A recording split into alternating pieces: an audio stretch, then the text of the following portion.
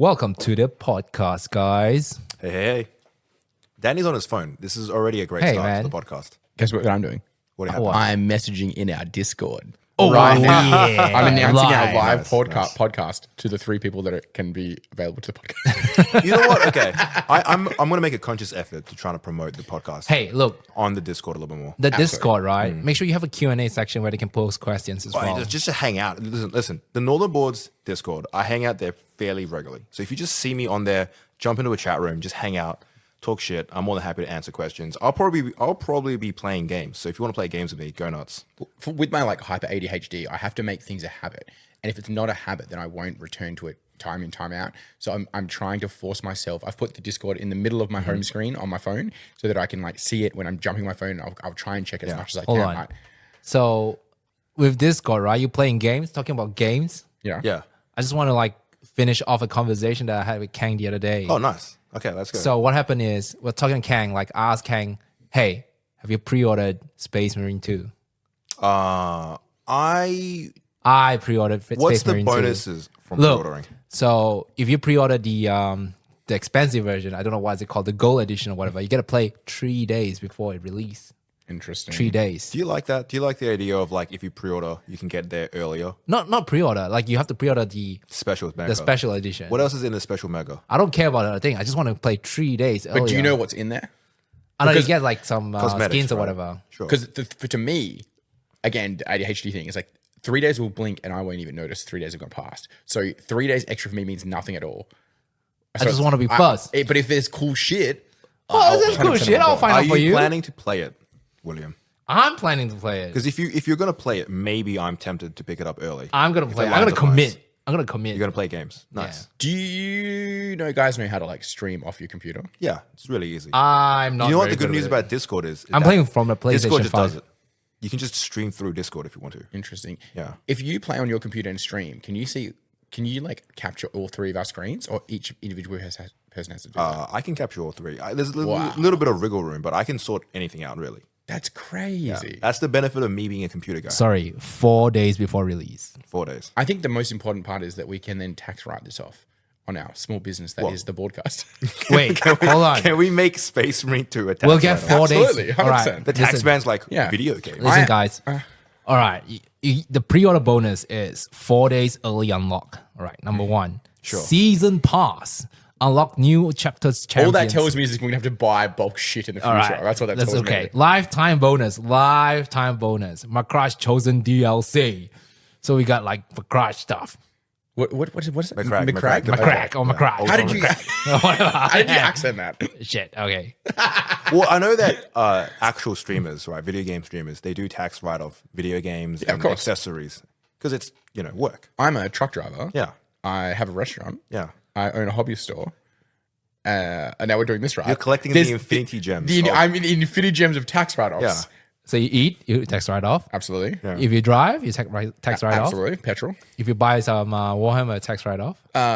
Yeah. Well, yeah, technically, yes. Buy Yeah. magic cards, tax write off. Absolutely. All right. But Let's your go. accountant's like, where's all the money gone? My accountant is this old school accountant. He's in his 50s, 60s. And every time he looks at my accounts, he's like, what the fuck is all this shit?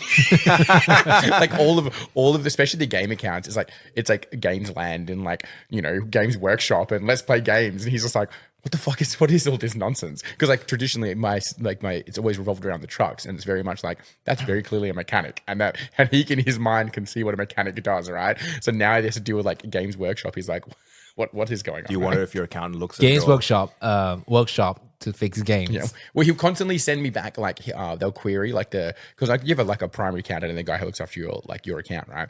He'll constantly send me back and be asking for what it is. And I'm like, just Google it, bro.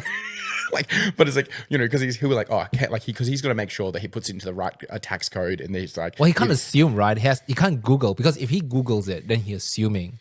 But he needs to ask you for confirmation. is research assuming? Sorry? Is research assuming? I mean, he or she already researched it, Yeah. but he needs your confirmation. Like when we bought the TVs here that we've clearly used a lot for Yeah. the thing, he sent me back that. It's like, because there's a JB Hi-Fi receipt. And he's like, what did you use this for? I was like, in my mind, I was like, well, I didn't really use it for shit, but they're technically in the shop and that's all that matters. Right. Do you ever wonder if your accountant looks at your stuff and it's like, are you sure you run a business or just a quarter? That's where the questions for the margins come in. Nice. Because obviously, like, I drive the truck, and driving like transport and freight is quite lucrative, really, these days. So it didn't used to be, but it definitely is these days. And I think that's one of the biggest things that people don't realize for a hobby store. The margins are not good. Like we on average make between 15 to at maximum 25 to 30% on most things we sell, right? So when people, someone comes in and buys like a $300, $400 box of Space Marines and they think we're making a killing off them, I can promise you, we are not making a killing off like you. $20. You're making $20. So he will quite often, especially when we're wrapping up to tax time now, he'll be like, hey, you've turned over like X amount of money, but you've made like X amount of money. And he'll be like, you could be negative X money. Yeah. You hear about like the gross, and you're like, oh, nice. And Yeah. you hear about the actual income, you're like, oh. Well, he'll say so. He'll say like, he's like, you could be using that starting money in a lot smarter ways. I'm like, yeah, but also games. But it's no fun. Well, there's a bit of an expose going in Australia at the moment because, so there's a big thing around coffee, right? So at the moment, the average coffee is about $6 around Australia, but the average coffee in Australia should cost $11. What? So because, right? So if you're talking about rates and margins, if you've got a $6 coffee, the average actual profit margin on that coffee is less than 60 cents. When you're accounting for rent, staff, and your products to go into it, there's only about 60 cents left in actual profit margin. But Australia's not really ready for a coffee to cost more than $6. But technically, for that item to be there and make what is an acceptable margin of profit, it does not exist at this stage. So, but if you had to go pay $11 for a coffee, would you pay $11? No way. No way. But yeah, that's the rising cost of everything going up. Like a cost of coffee hasn't actually, like an average coffee from like McDonald's or a Dome or whatever, that actually hasn't gone up in like 5 to 10 years. No. Especially in the hobby sphere, going back to our Northern Boards as well. Yeah. We're constantly competing with like Amazon or like other online stores, right? Yeah, Which you yeah. can just like do crazy amount of volume or margin. When I want to make myself feel bad about myself, I go onto some very well-known online stores and look at the prices, and I'm like, oh. Yeah.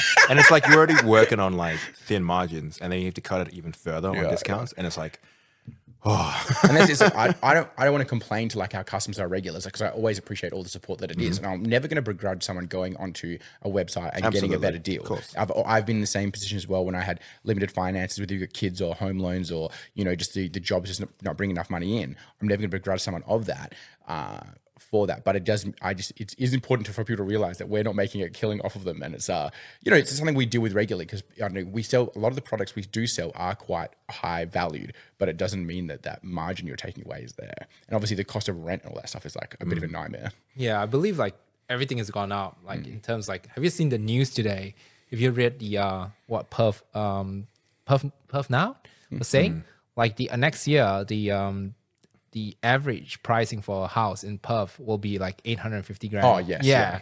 That's the median price. And the average income is still $69,000. Yeah. So the average income is now $69,000. So it's I think it's like 8 or 9 times harder for someone on a good wage now than it was for someone to buy a house 30 years ago. It's crazy. Yes, people talk about like the boomer rush, right? It's like you also like one of the things people forget a lot is like boomers didn't pay tax. There was no GST. There was tax, but there's no GST. Right. So you instantly had 10% more on everything was 10% cheaper. Yeah. So everything you buy is 10% more expensive now, and you take that away from your pay packet at the end of the week. You're like, that's a fucking lot of money, man. Also, I can't believe Adelaide median price is higher than Perth. what happened in Adelaide? Adelaide's like 950. Why is it so bad there? Have you been to Adelaide? No. It's fucking nice. It's Yeah? so nice. Is it nice? Yeah.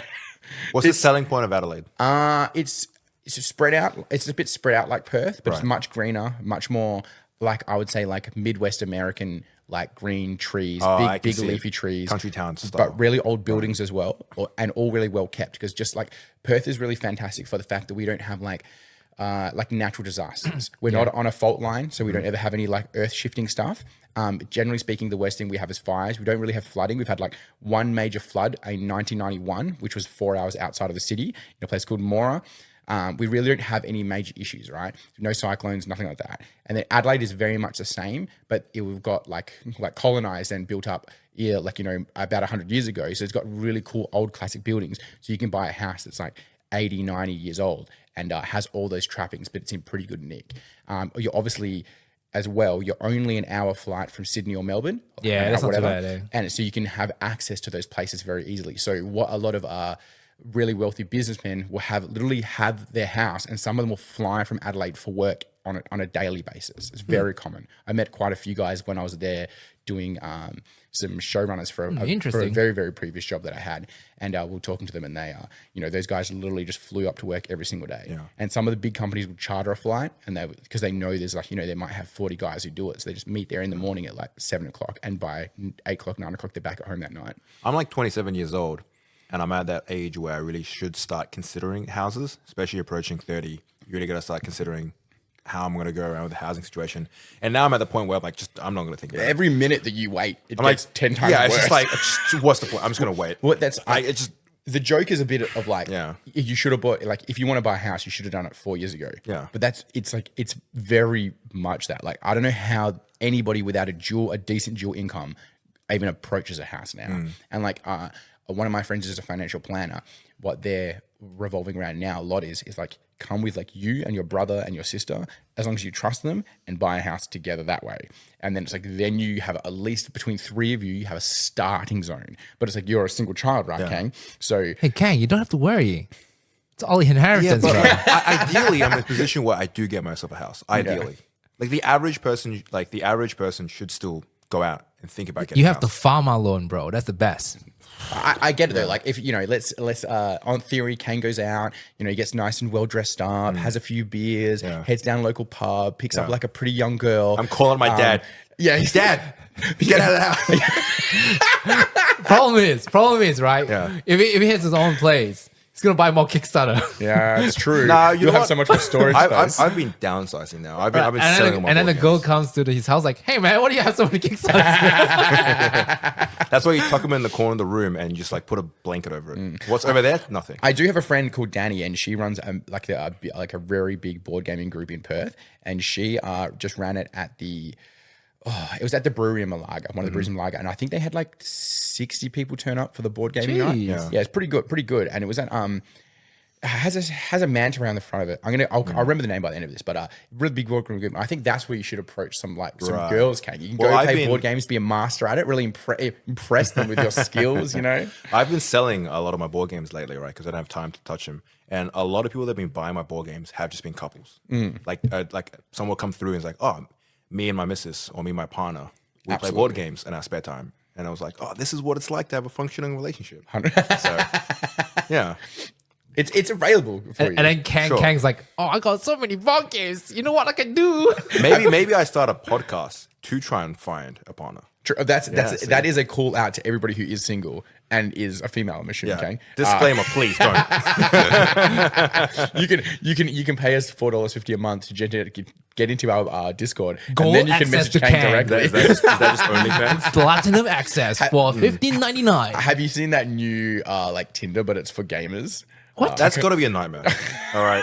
Listen. There is? All right, listen. All of the adverts are like quite attractive females playing. There's like, no chance. Yeah, playing with like they've got the headphones on with the cat ears and stuff like that, and they're like, "Are you looking for a gamer guy or gamer girl to match your gaming time? Well, come to whatever the name of the app is. Like, come to gaming app Tinder, and it's like and you'll meet your match, so you can play matches all day. And it's like, fuck off. I'm gonna neck beards and butts, baby. I'm gonna put myself in the firing line here and just say, all right.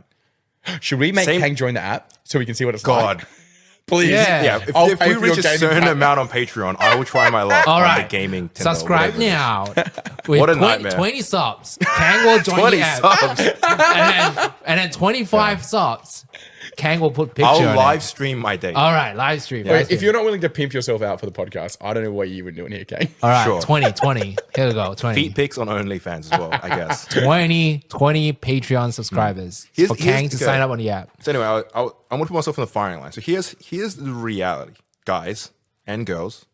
All right, for both people, right? The average person, the ideal is you have a partner that's into a game, but is in their life. Because no one wants someone that just plays video games all the time. Absolutely. My ideal is that I find someone that has generally shared interests, but isn't going to be obsessive about it. So we can still go out and have fun. Yes. And the same goes for the guys out there. You know, you don't be spending all your time playing video games because then you don't actually have an attractive quality to female partners. Yes. That's the truth. Yeah. Go out, be social, find hobbies, do cool things. Video games are not. The truth is, if you're going out dating, video games is not a hobby. Correct. Yeah, it's okay. Video games are not really an attractive hobby. Yeah. Why is not a hobby? Like it's a hobby. I don't Sure. even have time to do games nowadays. I'm saying- I want to play games, but I can't. I don't have time. Yeah, but you're set. You already have a wife. Yeah. I think in the adjustment of the average female, they're less likely to see that as an attractive hobby. You know what I mean? They want to know that you're like you like cook or you play Yeah, sport exactly. or you do something so you're You do active and practical healthy. things. Yeah, because you know I think. Relationships shouldn't be transactional, but at a base level, they are transactional. Like you do this and I do that, and then you decide if you Especially like if the you things want to that go out and date and have fun. You want to have It's okay. hobbies that translate to that. What's a good hobby then to have? I don't know, sports. That's the truth. Like Sport. be sporty. Well, For example, a lot of girls out there. Okay, this is a nightmare right now. I don't want to generalize too much in the podcast. Don't come after me. But Well, like, Kang is a mixologist and he makes cocktails, and I think that's Oh, that's very shit. cool because you could do a cute date at home where he makes cocktails and they can share them together. Well, you do cocktails. I kind of want Kang to take me on a date so that we can do that because that sounds fun. yeah. Okay, here's the general. I see on the dating sites, especially in Australia, you get a lot of girls that are into like 4x4. What the I hell is don't. that? I don't drive a truck, so Oh, okay, the guy cool. going out roading. You could go 4x4ing in your car. Yeah, you could once, do it. once, and never get back. I hate 4x4. Yeah, I'll be lifted out on a helicopter. I don't think the 4x4 girl is the thing you're going. Yeah, for. no, exactly. It's the same thing as like they'll be like, oh, I like hiking, and I'm like, Hiking's fun. Sure. it's good. Yeah, it's not Sure. bad. Just got to wear pants. 'cause you I look still would prefer like a girl that says I want to go hiking than like let's play Overwatch. I'm like, Yeah, but what? Wait, hold on. All right. Hold up. If a girl comes to you and she wants to play Overwatch but with you, you're gonna say no? I'll be like, let's go hiking. But you, and then you, I guess that, what? Because then you'd both have to go buy hiking clothes. Nah, because now you've here's cooked my it, logic. Kane. What are you Here's my talking logic. about? Hiking's is a real date, and playing Overwatch is not a date. Why not? Oh, I'm just gonna be playing video games at home. No, like you can play it side by side. Yeah, Nah, that doesn't happen. you could hold Why hands. not? That doesn't happen. You Like, could you play your laptop? You could hold hands, and she could control his your laptop? thumbstick, and you can control her thumbstick, like one hand per each per controller. Yeah, that worked out cute. so well for all those guys out there. What I'm trying to say is, I have a good friend of mine that I'm not gonna name, but he's been trying his luck trying to find a date, right? And on those dating sites, on those dating apps, right, you can put down your hobby, right? And the idea is you put down a few hobbies. And I look at his profile, and the only hobby he lists is video games. And I'm Yeah. like, okay, good luck, bro. It's bro. the problem. The problem is like There's Next zero minute, conversation started there. He's like, I'm gonna get the numbers a He's little an bit. alright looking guy. sorry? He's an alright looking guy. Yeah, I mean, like that's what I'm saying. He next minute, his Yeah, he's massive. Guy. Yeah. Maybe he's on the wrong app. He should be on the gaming. He should be on the gaming one. Yeah. Yeah. The problem is, like, So what do you put in your dating app? I don't have a dating app. Have you done a dating app? Nope. Oh, really? You never once? Nope. Never had one. Well, in the past, I didn't need to because high school plus He was early like, uni. he's like the Casanova Kang. Casanova Kang with the Kanganova. with Yeah, the, quite the the opposite, collar so. up right here. You know? Dude, if I showed you pictures of myself from like 2014, oh man, it's so cringe. I'm in for Kanganova. I was Yeah. hardcore in that era of like boys were just looking hell emo all the time. Especially I had like black hair, so it was like I don't have to dye my where hair, do you dude. go? Okay, okay, like where do like how do I put this? Middle 20s, To mid, like mid 20s to mid-20s. go. mid 20s. Where do you go? Well, that's the struggle now, right? Once you hit that mid 20s and you're no longer surrounded by like in high school, But you're still in uni university. though. What about uni? I mates? study computer science, brother. No, you know but- how many women are in computer science? Well, this What is just about, a like, general thing. in But how many business? women are in STEM? Can't you like go to other department or faculty or whatever? I just shopped in the nursing classes. Yeah, Ladies. it's not like I mean they go to the what's it called, cafeteria, right, or whatever that thing's called. Nah, I think the social environment in universities now is pretty secluded. People just rock up, do their classes, and go. Oh, no one really? actually talks to each other. Really? that's You sad. can do though. So this is the thing, right? Like, I don't want to go into like full bro how you pick up because it's not really what. we're No, trying to let's do. do it. Fuck it. This is Thursday night. Northern Boards podcast. In general, the average female just likes a bit of confidence. So all you have to do sure. is be clean and dress decently enough. All right. And you just have to have the Don't wear open, the Yeezy pods. Yeah. No, I just got banned from my wife though. Okay, for context, we all thought it was a really funny thing if we all bought some Kanye merch, some Yeezys. Yeah. We bought those Yeezy shoes. I'm Yeezy proud to be a socks. proud owner of Yeezys. I know. They're in my collection right now. So I have why did like, your wife I have a ban them? lot of Yeezys. Like I have like But now you've got the most important Yeezys. I know I have like the 350, 500s, the whatever, like whatever. Before you series guys have, think that we I spent a have lot it. of money for them, Kanye was selling them for $20 each. Yeah. So for me, I was like $20. Sure, do I'll it. give it a go. Let's have a look. So I actually love them. it's I wear them all the socks time. with like Foot bottom, pads. yeah, foot paddings. Yeah. And then my wife's like, you're not gonna wear that when you go along with me. If you want to wear that, you go alone. Yeah, that's what the Yeezy pods are for like indoor. They're for like when you're walking around inside the house. Yeah, and you got, probably, like, yeah. cold feet, you want to wear some socks. Or whenever you do any activities outside. True. They might be great for gymming. I recommend them for Gymming. Yeah, yeah, gym- because they're flat on the bottom. gym. Yeah. No, that's not true actually. That's not true. They're not stable enough. Oh, damn. All right. I don't want to break an ankle. For that, you need like I think of more like Vans, where it's like a solid flat pad. You can't because you're trying to make sure your ankles don't roll. So yeah, Yeezy's not good for that. But for everything else, I recommend. Yeah. Okay. Fine. Let's go. Continue back. Okay, I'm back on the Yeah. pedestal. it's all about just like an average level of From my perspective, guys, by the way, the listeners, both Danny and William now just like lean into their chairs and are staring at me. I'm on the firing line. right now. Well, Danny has a kid. I have 2 kids. Yeah, you guys are fine. yeah, we have proven that we have been able to pick up at Yeah, least one you guys woman each. have been selected as suitable mates at least once. In a I've never had an issue finding partners or people to talk to, right? And it's just about like you just have to approach people and talk to them, and that's all it is. And it's like all I'm saying is You gotta listen to Andrew Tate, bro. it just requires that little bit of confidence and not being a weirdo. It's like just don't if you just start the interaction, people are willing to communicate with you. I got And no problem It won't talking hit to every people. time. It The just, if problem is I get pepper sprayed. Really? Have you got You've pepper never spray been before? pepper Nah, I'm sprayed. joking. Fucking bullshit. Yeah. It's a funny line I like to use. It's just confidence. It's just a tiny bit of confidence and not douchey confidence. Like none of that nonsense. Yeah, of course. There's none of that like playbook, like how to pick up a girl shit. You just have to be a normal person who can talk to other human beings. And I think the problem, especially in our community of like hobby people, the fear of like females being in the hobby really drives away other females. you entering. get a lot of that. Like we have quite regularly groups of females that come here doing certain things, but most of them are partners of other people that are already coming here. And then when we do have groups of other females, they will tend to stick to themselves doing their own thing. And it's not that they're trying to stick to themselves. It's like it's almost like a widening gap of like those two sides don't interact with each other, but they absolutely can. It's totally normal. It's fine. You get a lot of stories of like, because especially in the hobby sphere where it's really like male dominated, you get some women that come in, right? Usually they have partners, but then they get like weirded out by the interactions of, you know, not so social guys that also Absolutely. surround them with gifts. I know, like we're a Perth-based podcast in Western Australia, so almost I can't imagine who wouldn't know about Tactics in the old part in London Court, in the old the old part of the city there.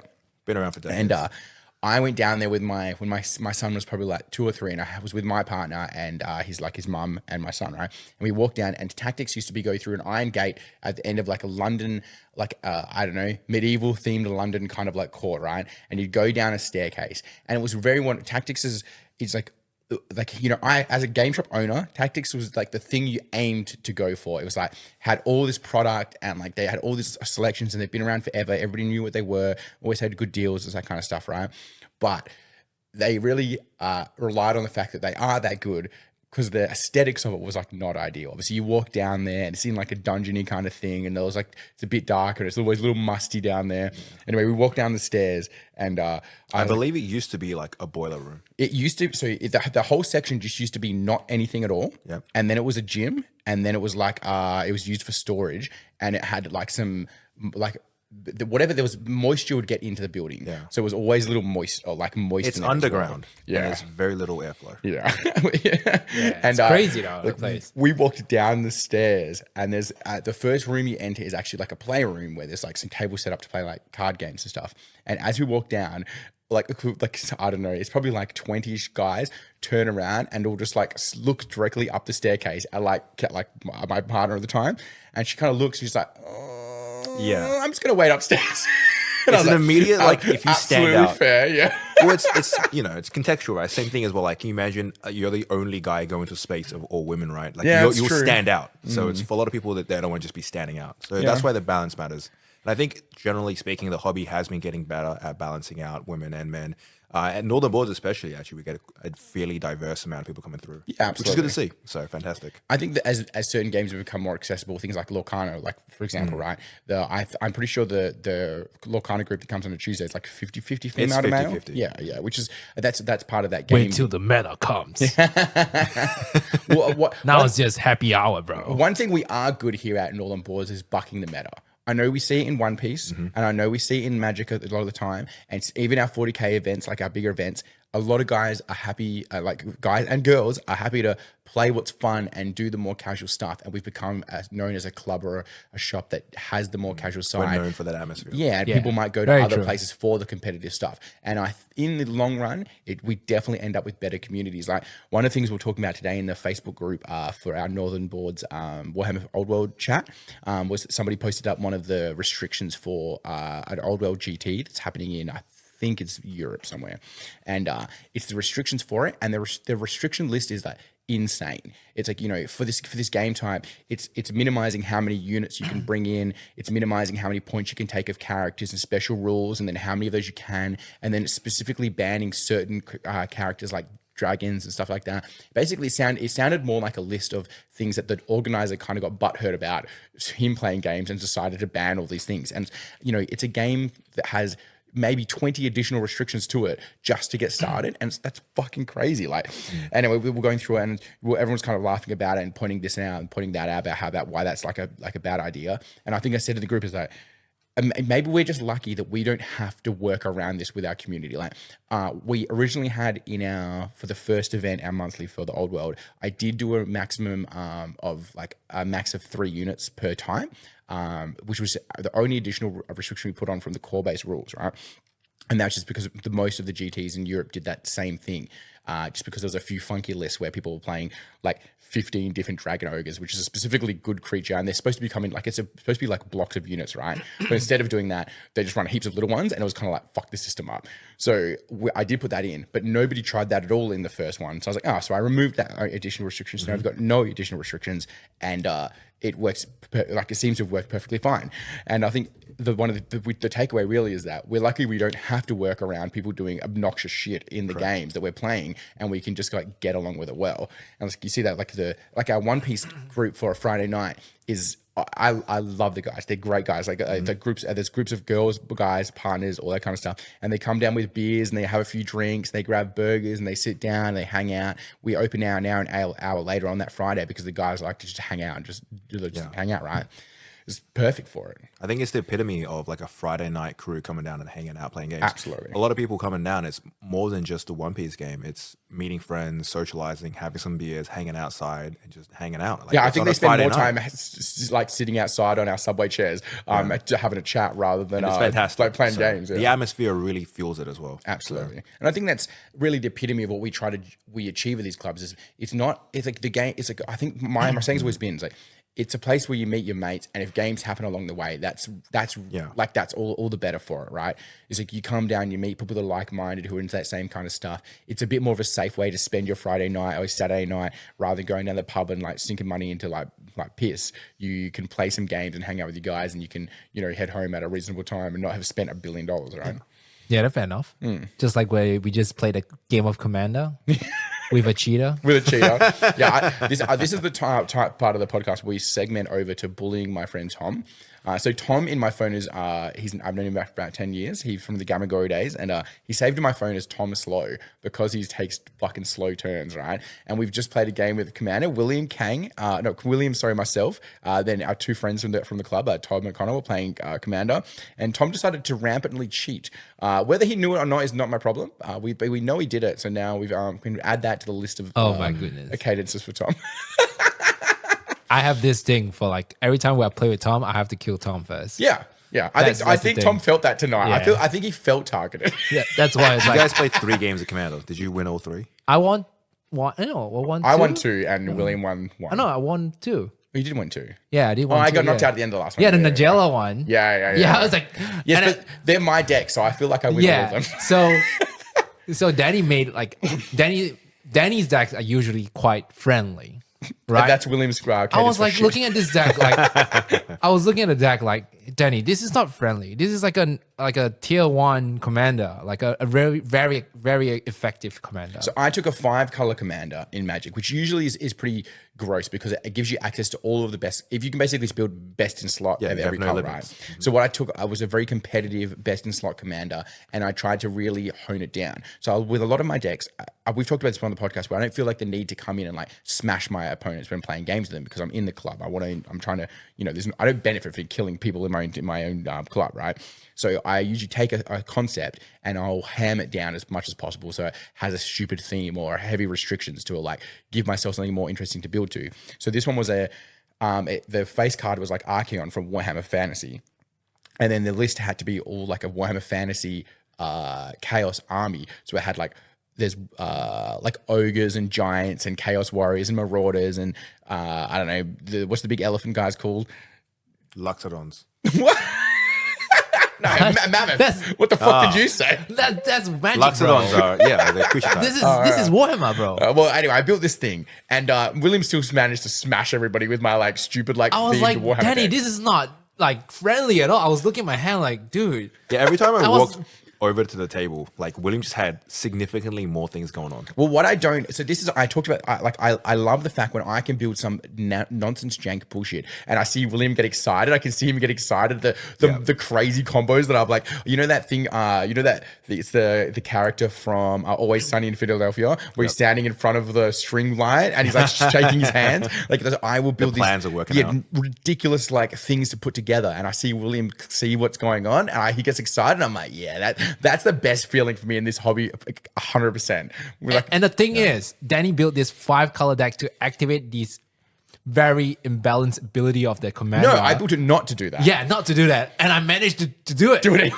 I was like, Danny, like I have all the lands to make all the colors now. Well, I built it, so it's 5 colors, and I built it with 3 of the colors. But with the So for advent, important context here, William was playing your deck. yes, correct, Yes. yeah. Gotcha. Yeah, so it's like I built it with, and there's if you play Magic, there's things like Command Tower, which can just tap for any color of your commander. Then you had an Exotic Orchard, right? Yeah. And that can tap for any color that an opponent can tap for. And then you just need like 1 more mana rock, and that will allow you to then get those extra colors that I didn't actually put in the deck, but now you can play them. And he managed to get something off, and I was like, oh, sorry guys. Because oftentimes we'll borrow one of your decks, we'll borrow one of Danny's decks, just because we don't have one of our decks on us at all times, or we just feel like shaking it up because Danny has 20. Yeah, decks. yeah. As the local klepto. One of And usually Danny's deck satisfactions is friendly decks. Yeah. But then like William will pick it up, play the deck, and then make it the most broken thing ever. And I was like, this is broken, Danny. I was like, how can you play this? What I've learned over my time that is giving my like nonsense decks to smarter people than me can really teach me some things. And there's like one of the regulars who comes to the club is a guy called Matt Forrester, and he's been in the community for Magic for a long time, and he's very well versed in the rules. Like he's one of the the experts, I'd say, like in our local community for that. He really understands like how the game works and the rule sets. And I'll be playing and he'll be like, oh yeah, and he'll do something with one of my decks or he'll point something out, and I'm like, yeah, I knew that. And I'm like, I have no idea that's how that works. And it's like, I really like playing with Matt. We joke about it with Matt because I'm like, I like playing with him because he can teach me how to play the decks that I've built. And it's like, he'll be like, oh, that's a great idea. And I was like, oh yeah, I hell knew that. So I think we want to. Sorry, go ahead. Well, William. we're talking about like playing Commander and things like that. We had a 7-point Highlander last Sunday. Yeah, 15 Yes. people. Yeah, 15 people is impressive. We used to hit a solid 20 plus. So I want to grow us back to that number. There's been a Consistency. little bit It's of all about consistency, right? I think like people have to know like Northern Board 7-point is proxy friendly. I think like for me, I have this thing about proxy, right? So for Commander, I don't like proxying because you have a choice for another card. Yeah. You have choices. Like you don't have to play that card because there's so many other choices to play. Yeah.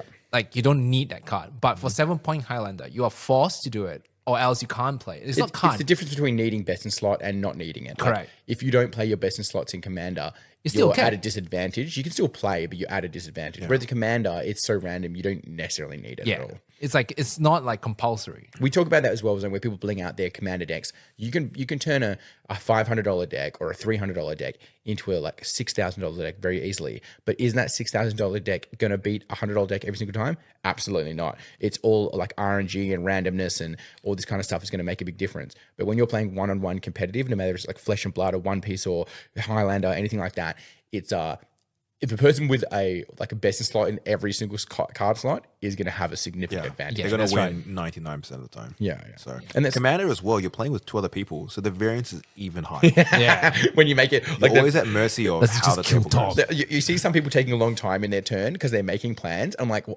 what's even the point? Like, by the time it gets back to you, the chance of it being where the set of where you think it's going to be is so low. Like, I just wing it by the seat every time. Yeah, I like it to see like Highlander coming back and doing it once a month is just really great. Yes. And I think a lot of people are just wanting to come. I think if you have like wanting to come and want to play, just note that the Highlander scene in Northern Boards is proxy friendly. Yeah, we're all real chill, and we've had a lot of new people pick up 7-Point Highlander as a format. I think it's a combination of me playing a lot more. I think people just actively enjoying the format in store as well, and a bit of me kind of spieling about how like it's my favorite format. Has really gotten a few new friendly faces playing 7-Point Highlander. I had a fella today as we finished up Commander was like, "Hey, I heard about 7-Point Highlander. I'm gonna give it a try." And I was Yeah, like, nice. awesome. Yeah. It's cool because we're having a lot of like cross pollination from people who play Warhammer, playing now starting to play Magic, and then people playing different types of Magic. Like Commander being very much the centralized majority way to play Magic. People trying different things. We've been in a good run. Like all of our drafts have fired in the last 2 months, really, and we haven't had a single one that haven't. And then in the meantime, we've had other events like Highland and stuff like that, and they've always had good numbers as well. So feeling really good about our weekend Magic scene for sure. Definitely. Like I feel like for Highlander, it's just like it's just an out. Like for me, like Commander is always like friendly. Like if you like to go like infinite, like go kill you in first turn, like if that's your thing in Commander, try Highlander. Yeah, true. Because that's where your out should be. Like you want to get rid of your opponent ASAP. A Commander's always like the version of like essentially like a board game. It's like 4 people playing a game with each other, right? So there's an air of casualness that's expected to it. But in Highlander, you can go like 4 balls to the wall. Right? Yeah, that's right. You just want to kill your opponent like ASAP. Like this is a 20-0. So I want to instant. get into like the meat of where because when we come down to these podcast recording sessions, we tend to have an idea of what we talk about. There's a big news for us here, especially on all the boards. Star Wars Armada and Star Wars X-Wing, the parent company AMG, have decided that they will be ceasing development for the game. Yeah. Oh, that's It's a interesting. bit sad. There's a bunch of the community members that have been playing the game for quite a while. I think X-Wing's been around for like over 10 years. Yeah. So it's had a really good long streak. A lot of history behind X-Wing. And to finally see that, Any reason why? I want to say that like it was like we couldn't see it coming, but it has been trending towards like there's been less and less people playing the game. Right. There's a lot of decisions that have kind of led to this point, but to finally see it in writing, to finally see, hey, we are sunsetting development for Star Wars X-Wing and Star Wars Armada. It's still a little bit sad. Yeah, So, like unfortunately with X-Wing has a special place in my heart because it has such a major role in how Northern Boards have come along, and even before Northern Boards, when I used to run different like gaming hobby things. Like I started in hobby when I was like 14, 15, playing at a local community center in Clarkson. And I had like by the time that ended up, was some level of like running events there as well. And then a few years later, I moved on to running a club called Impact Gaming. And that was just a community-based thing we did at a community hall. I'd go on twice a week and I'd set up, like we shared the place with like a daycare center. And so they would be daycare center in the day and they'd pack up all this stuff and then pack it down. And then I would go in and pack up my stuff and all the terrain, all the buildings. It was such a nightmare getting everything set up. Like all the board games, people would pay, I think it was $8 a night at that point. So it's like we still do Commander for $10 a night now. And this is 10 years later. So talk about the inflation at the start of the podcast, how the coffee's right. But so real quick, sorry as well for listeners. Star Wars Armada and Star Wars X-Wings are miniature games, tabletop miniature games. X-Wing is like a dogfighting game where you fly ships moving around, killing each other. And Armada is like you're flying the big ships, the capital ships, where you have these ships kind of flying near each other, firing at like massive guns at each other. Yeah. So different scales, but they're both space ship games. Yeah, so like X-Wing is very much like a World War II dogfighting, like ship fighting thing kind of deal. Yeah. And then Armada is very much more like what you would see in the big opening scenes of like Star Wars where Like you, the ISD and the You're managing Super like Destroyers. your shields and weapon systems and firing off little like. So other you're like smaller Admiral planes. Akbar. It's a trap. Yeah, it's a And trap. Admiral yeah. Akbar is a legitimate You can even player. have him as a character. Oh, absolutely, really? Yeah. Correct. But yeah, like the X-Wing was such a big part for me because during the Impact Gaming time, which was at a community center, we'd set it up, we'd do it that way. I used to run X-Wing demos because it's Star Wars, right? Everybody knows what Star Wars is. Whether you're into it or not, at least you could recognize that. So I would go to things like the like local convention staffs. Like I did it at Supernova. I did it the guys at Collector Zone. I used to do it those as well. I even did some embarrassingly like in some of like the like shops where Woolworths and stuff is, right? And I would just set up a little table and I'd run people through demos of X-Wing. And it was like such a good game for that because you instantly recognize things like an X-Wing or a Millennium Falcon. People could play in like 2 minutes and it was like quite a fun concept. And they really hit a stride. Like there used to be events here having 60, 70 people, no problems. And it was very consistent. And then all the way up to like through to when we went from Impact Gaming, then I went to Gamagori, which is a friend owned a Gamagori. So I donated him all my train and stuff like that. And the community followed them to there. And then when Gamagori shut down, that community moved over to Stratagem and they survived at Stratagem for a long time. And then obviously Stratagem shut down. And there's a bit of a recurring theme here of hobby stores not surviving. And sometimes it's to do with like how it's run and the things that are there. But a lot of time it's just the support that needs to come in because we talked about like at the start, it's like the margins of these places being quite low. It really does require a lot of support from the community and like people coming through and spending their money at those places for them to survive. It takes a lot, right? Anyway, so when we started Northern Boards, it was at the time, it was just myself and in about just early 2020. And we were only open, I think from Thursday through to Sunday. And I was just doing all those shifts myself, right? And then the X-Wing and Armada community wanted to try and do a Tuesday night. So that was the first extra night that we did was that Tuesday night. And I don't know at that time if I would have opened up to 5 to set up to 7 days a week if it wasn't for those X-Wing guys, because they wanted to do the Tuesday night. I wasn't open on obviously any Monday to Wednesday. So I was tossing up between doing it and how I would even do that myself, because I'm like working a full-time job during the day, often 12 to 14 hours. And then I was coming in and I was like, the X-Men community is always so good. Like a lot of those guys have followed me around and been supporters of the things that I've done for more than 10, 15 years now. And like the X-Men community is so good at the start. Like I would come in after 14, 15 hours on the truck and I'd get off the truck. I'd come over in my work gear, open the shop, get everyone started. And it's very like it's small, like, we're looking at maybe 20 people at a night. I would set everything up and I'd put my head down on the desk and I'd fucking sleep. And then the guys would wake me up at near closing, like 9 o'clock-ish, and be like, all right, we're good to go. And like, they'd buy drinks by leaving like $2 coins on the table and stuff like that for me. What a solid community. Yeah, it's like I really wanted to put the effort in for them and they really wanted to put that effort in to support me back. And that has followed through all the way. So now to see, and X-Wing's gone through, unfortunately, some real issues over the time. Like one of the problems with the Star Wars IP and why they all tend to run down, there's been a long list of Star Wars games that have been sunsetted over the years. Oh yes. It's because you start to run out of things you can use. Like one of the benefits for Warhammer is they could always write more Warhammer there, and the universes are very large. Like 40K is effectively an infinite space with enough like plot holes in the storyline that you can jam things in there. And then Warhammer Fantasy, these things like that, there's always new lands to explore and new characters to come about with. Star Wars is limited to the things that are in the movies and then the TV shows. And obviously there's more of that now than ever, but not everybody cares. We're in a lull period where Star Wars isn't producing new movies to really like bring that in the excitement. That new TV show is really getting hit hard by the critics and stuff like that. But the Acolyte, right? Yeah. Right. I think that they were just trying to push it out. Yeah. That's the thing. That's my feeling of it. Like, it's hard when you watch those like clips of it, and I don't want to be like shit on things at all. I never want to do that. I mostly just want to talk about things that I do like, because I like so much stuff. I don't like to talk about things I don't like. But having the producers go on and they don't know anything about the characters of Star Wars, and like the guy, the guy not realizing that Anakin and Darth Vader the same person and stuff like that. Yeah, that's a fatal flaw.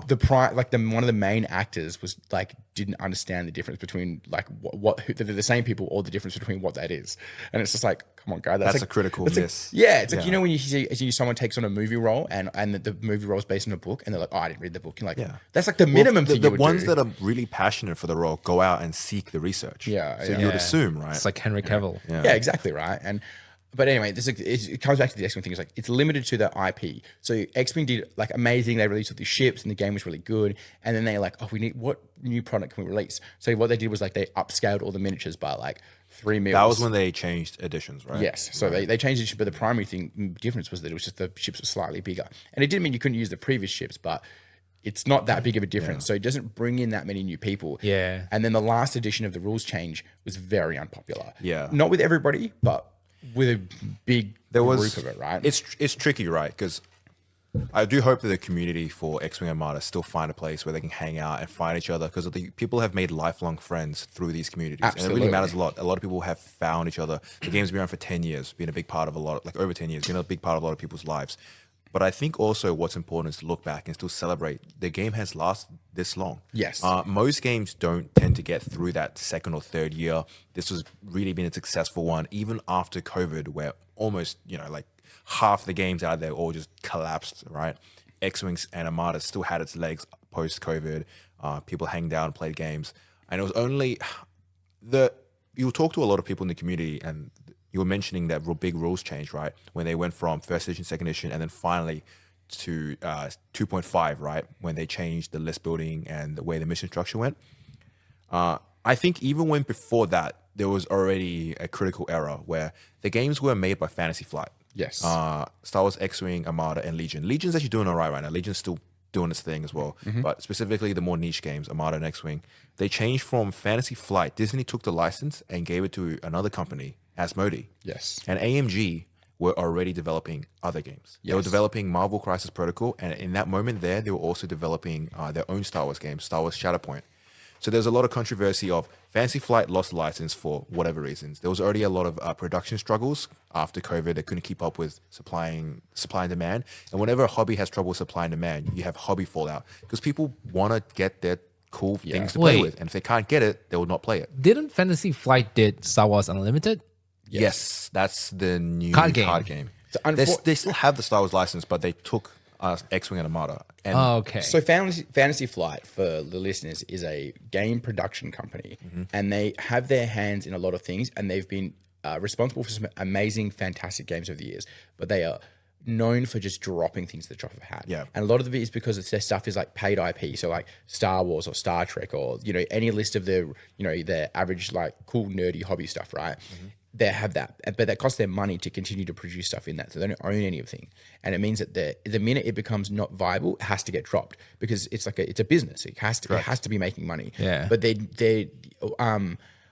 what was the Star Wars Unlimited is doing well, very that's the well new though. one, correct? there was a game, I forgot, it's annoying because I forget the name of it now, but there was a game that was super popular and it got dropped by them, and it was Oh yeah, the card game the too. CCG? Yeah, Yeah. with the dice thing. yeah. Oh yeah, that's Star Wars one. Yeah, I don't know what's it called, but it's with the dice. Yeah. Masters? No. It was another thing that I was thinking of, but the point is, like, they have a very long list of things they've just dropped, and it's hard when, as a hobbyist, like a community member, you get really invested in this thing. You spend a lot of money and time getting into it, and then when someone just decides that it's going away, like people can always say, it's like, oh, you own that stuff, you can continue to play it, but it's without growth in it, because you always have naturally people get busy, they have kids, they don't have the time to do it. People will leave the hobby. You have an aging of a hobby. Absolutely. So you need consistent growth coming through, and that's where like Warhammer and Magic have always had that. They've driven growth year after year after year. It's been a hard ramp, and now you see these two hobbies that are like smashing it. And that's what things like the time when X-Wing and things like War Machine and a lot of other games, like there was a Japanese like combat fighting one, and there was I forget the names of them now, but there's a Western one. These all games really did really well 10 years ago, because 7th and 8th edition for 40k was like not as popular as it had been before, and it gave a lot of space for people to go out and try different things. And now that 10th edition is coming through, and realistically, it's smashing it. Like, it's not everyone's favorite a version of it, but it's definitely the most accessible for brand new players to come into. A lot of growth. Yeah, so many guys who've come back after 10 to 20 years of being like haven't played 40k, they're getting back to 40k now. Dads who don't have as much time to learn, and like people say, oh, they've taken some of the skill out of it, and it's easy to play, or it's this or that. But the amount of new players getting into it and staying involved is crazy, and you see that in all hobby shops all across the country, all the world. Really. Talking about Sorry, like go ahead. talking about the games that went down. Hasbro had one too with Transformers. Yeah. They had a card game. Right? Yeah, I love it. Like the concept of it. Like you have Devastator, right? Like 5 of the Constructicons cards combined, and they become Devastator. But once Like, again, limited IP with how much you can actually. but that's not produce that's Transformers. that's their own IP. I'm just saying, like Danny touched on earlier, how much of the lore of Transformers can they actually do? Yeah. How many Optimus Primes can they actually make? Same thing with like One Piece, right? Fair. But So- One Piece is, a long anime. Yeah, so that's the thing with I understand. I kind of like understand how Japanese TCG try to like use the same thing and recycle it. Yeah. Yeah. So like Dragon Ball, right? So it's still like you can use like Son Goku, right? So you have like Son Goku this phase, Son Goku young, Yeah, Son Goku like midlife, Son Goku pre-tournament, Son Goku after tournament. So you can get like each snippet of the anime, you get one part. So you can like Optimus Prime pre-Cybertron, Optimus Prime after Cybertron. I'm not like you're not wrong, but I also don't know how many people are willing to own 70 versions of Optimus Prime. Like it's still very cool, but like it has. I mean, people that have it their has to be favorite more stuff. character might want to collect all of it as well. Yeah. Yeah, but it's the same different ability though. So that's the thing. That's how you keep things fresh by You know, using like, the same guy. You talk about like a Magic as at that premium version of that is they have Universes Beyond where they touch into things like Warhammer and Marvel and all this other stuff, right?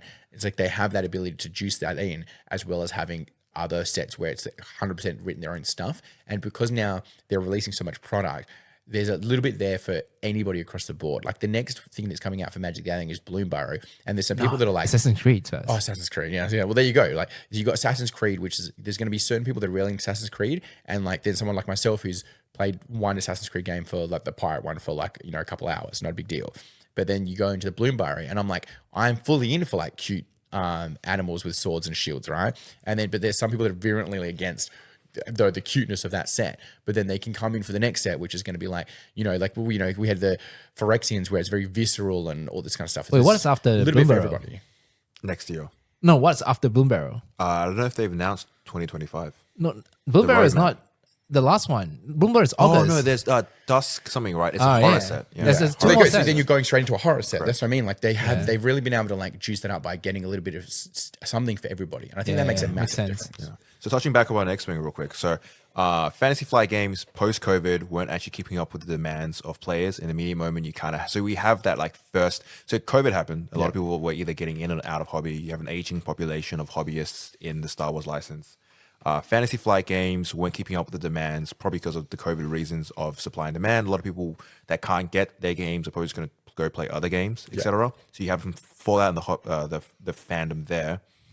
I don't know exactly the internal workings of Fantasy Flight, but Disney took the Armada and X-Wing license, gave it to AMG. So you had the transition. Yeah. AMG already working on 2 other games. I think they were given the license. Well, AMG was a smaller but more specified studio. Correct. So what happened was they basically dumped these other games on them, being like, "Oh, you guys make games," and it feels very much like an upper level corporate decision. Well, they were also doing quite well.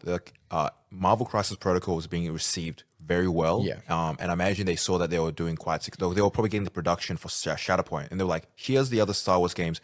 Go out, see what you can do with it." How's MCP doing right now? MCP is doing all right. I think it's more niche. Like it's I Marvel. haven't heard like much about it it. is hard games because we're are a inherently a small, little bit more niche. Yeah, we're a small club to start with, right? So what would necessarily represents here isn't the wider world's representation. Correct. So we, in a shop like ours, where you might have active 100 to 200 players during a month, people will naturally gravitate towards the more popular things like Magic and One Piece and Warhammer, because when they come down, they're the things they see playing. We still do have a bunch of niche stuff like Infinity and Blood Bowl and Armada and X-Wing like that happening, but those groups are smaller and they're more centralized to like people organizing those games before they come in. Like something that's massive in the world is like Bolt Action, but we only see a very small portion of Bolt Action players here. It is here, but it's not as much. And if you were to come in here and be like, oh no, like you can't say, oh, no one plays Bolt Action just based on our like numbers, because it's huge in other places, you know? Right. And then AMG, they were already busy working on other games, were given these licenses, and so they didn't really know what to do with Star Wars, Armada, X-Wing as well. They decided to rewrite some of the rules and create a new edition kind of that upset a lot of people. Even more people left the hobby, left X-Wing. The new missions upset a lot of people. And once again, because they were so busy working on other games, like you have this smaller company suddenly taking on all these licenses. Well, like you said, Once again, they weren't able to keep up with production. They weren't able to keep up with releasing new content, new rules. And that slow eventual descent into what we have as the X-Wing and Armada just not really being successful enough as a business for the business. Well, I think So it's they important to sunsetting note, like if you have a company doing really well with Shatterpoint, because you've got a small group of dedicated guys, just shoving more work onto them and making them do that for other places isn't going to create good results straight away, because you have, you know, it was Shatterpoint was doing well because you've got guys who can dedicate their time to this thing. Making them split their time between 3 or 4 other different games is just means now they're just not getting it done. I did see in like the community, you're going to get a lot of outrage, and a lot of people outrage was also directed at AMG, and which is like unfortunate. I hope they don't get, you know, like shut on too much, because it was a tough situation for them to be in as well. And I'm sure it's not a position that they wanted. Yeah, they had these games that they were making, and I'm sure they're very passionate about making their games. And suddenly it's like, here's more homework to get done. And you're like, what? I'm doing this over here already. As someone who's touched quite heavily into very large corporate companies, I think what happens is like, I've talked about this before, where, you go into, we're working for a beverage company, right? So you go up and you speak to someone who was working in a beverage company or like working for a stadium, like big corporate, these guys are on like 500 grand a year and they're like general managers of this or that. And they don't actually have a lot of experience with the thing they're dealing with. They've got a lot of experience being a general manager. But they might have come across being a general manager or a finance officer for, say, Woolworths, and then they'll go laterally move across that role into a better role. But they didn't start in like a game store or a production company and work their way up, because those people are like, they're the content creators and the writers and the game designers. But those people don't necessarily become like higher level management. And what you'll have is higher level management decisions being like, hey, you guys write games. Why do you write 3 more games? And it's like, that's like someone from a corporate, like a structure saying to these people like, oh, that's what you do more of that. And like, you might be like a game writer being like, how many fucking games can I write at one time? What are you talking about? And it's like, you have that a lot. And I think that was very much the case here, where Fantasy Flight lost the license either for whether they weren't paying for it or they weren't producing numbers, and a corporate company goes, well, these guys are doing well, so let's take it from here, put it there, it's going to do well. There's right? also a misconception that like if you throw enough money at it and you can just hire new people, you'll get things done faster or better. But that's not the truth, right? Yeah. Like you can't just have more people on working at a project and expect better results. You have to train those people, and there's a lot of expectations. But they also have to want to do it. Yeah, as well. exactly. The one thing that I'm pretty surprised is Simon, right? Cool Mini or not, right? Yeah. So They're also a big production company. yeah, and they keep releasing Zombicide. Just over Like, and over how many again. Zombicide can you release? Yeah. I did find it funny that there was a big Kickstarter for the Marvel Zombicide variant, and then like DC. a month later they were like, oh, also here's the DC version, and I was like, what? Yeah. I guess it's like, it's always wondering like, how much money do they have to pay for that license? Because I have to pay for it. Yeah, for sure. But like, I think they can afford it. yeah, the Marvel yeah. Crisis, the Marvel Zombicide was one of the most successful board game Kickstarters. It's crazy. It was like it's up there in like top 3, top Is 5. Kickstarter still the premium way to kickstart things? Yeah. in These days, 2024? there's a lot more diversity in the board game side of things. There's GameFound, where GameFound's becoming way more popular. So same thing. Before we Kickstarters. get too far away from the X1 thing, I think I'll be remiss not to mention Jawathon, which is a local charity run. Yeah, there's one coming up in July. Do you know the date by any I don't have chance? it immediately. We'll but get- I'll post it up. Yeah, we'll post it up. But it's like, that's happening in July, and this is a community of guys who've built up playing, starting with X-Wing and then building into the other Star Wars games and like Armada and all that stuff. And they've created an amazing community doing a lot of charity work for Kids Cancer Foundations here in WA. Oh, that's They've nice. donated at this point tens of thousands of dollars to these charities based on donations and running events and all this stuff.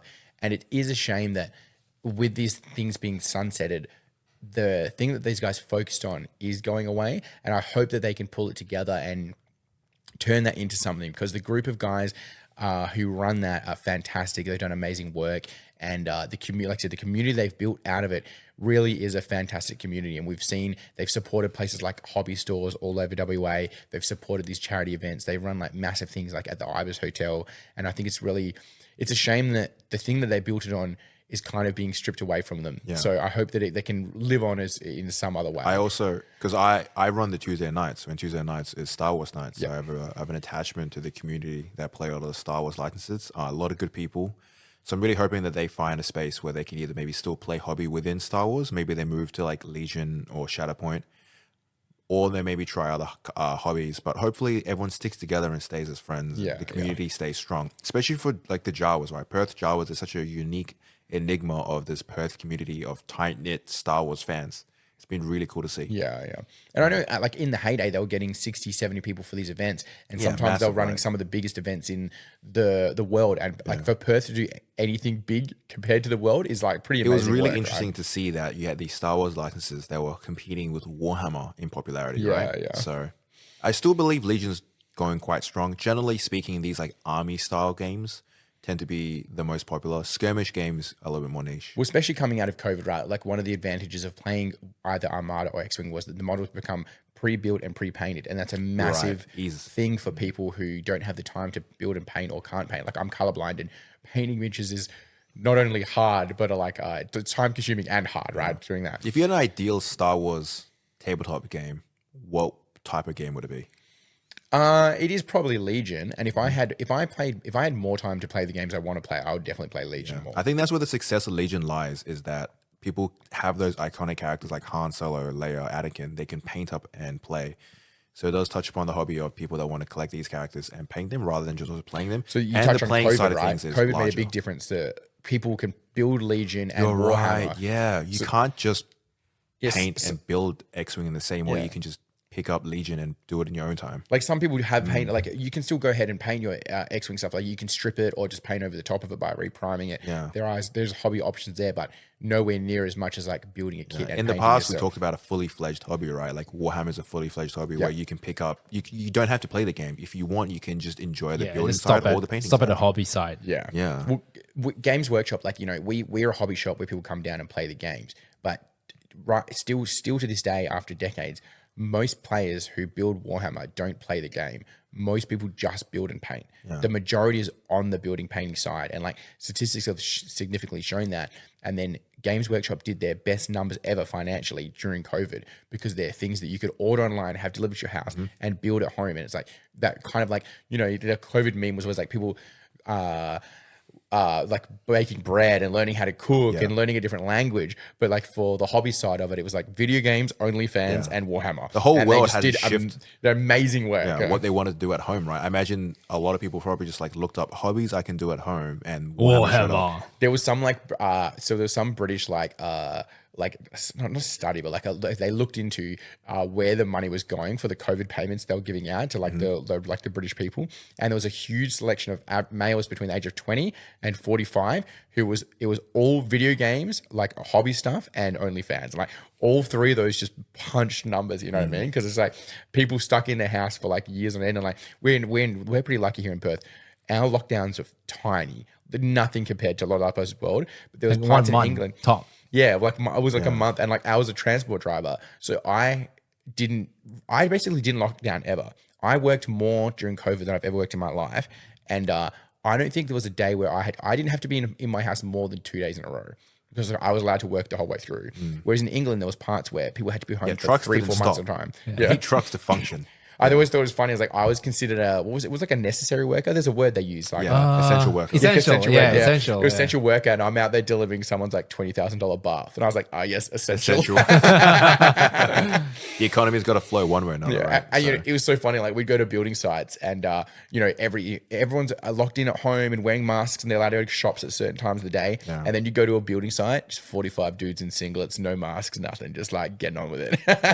For those guys, if they get sick, it's like day off, right? Yeah. Well, it's not to deny it, and it's like, you know, those guys are only ever going to spread it between themselves. It's not. I don't want to get into that debate of like what COVID was, but it was like a very contrast and like, you know, It was that blasé attitude that a lot of people had. yeah, right? it's like, well, we have to get on with it, and I was pretty lucky. Like, you know, Perth got affected very little by COVID. Like financially, I think the hobby shop and obviously having the burger shop pretty rough because, you know, we rely on customers coming in day Yeah. out and spending their money. That's how we get on. So I had to work on that time just on the truck to pay any staff's wages that I had and like all the rent and all the stuff coming through. And like sometimes we get stock in and it just wouldn't sell because there's nobody to come in there and get that. And it's like, you know, when you can then compete with like an online website where they can get it in by the time the people can get out of to come actually down the shop to do that. You know, they might not need that product anymore. So we got stock with some stuff. It was here or there, right? No reason it's about other places in the world, but still not ideal. But at least the truck allowed me to get enough work in that I could pay down some of these debts and not get myself too much in a hole at that time, you know? Hey, here's a candid question, right? Favorite Star Wars movie, starting with you, William. Ooh. Because I want to see if we have differing opinions. Favorite Star Wars movie? You got a favorite one? What about you, Danny? What William's thinking? I 100% know mine. Yeah? Mine's a Solo story.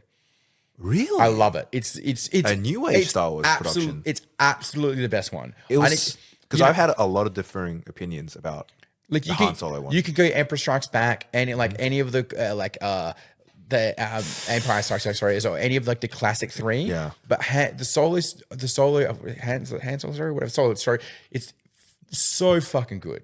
It's such It's a very different answer that I thought it was going to be. Because you're from that like old. Are you from that like cool generation? Star Wars 1 to 3. My dad introduced me with Star Wars. So my dad was a head chef at quite a. He was a co-head chef at a place called the Witch's Cauldron. Right. And it was a very big, well-known restaurant here in WA in Subiaco. And the head chef above him, or like, whatever, my dad was the sous chef and then this guy was a head chef, right? He was quite wealthy. He had like his life sorted out. So he would get all like brand new video games and things like DVDs when DVDs came out and new technology.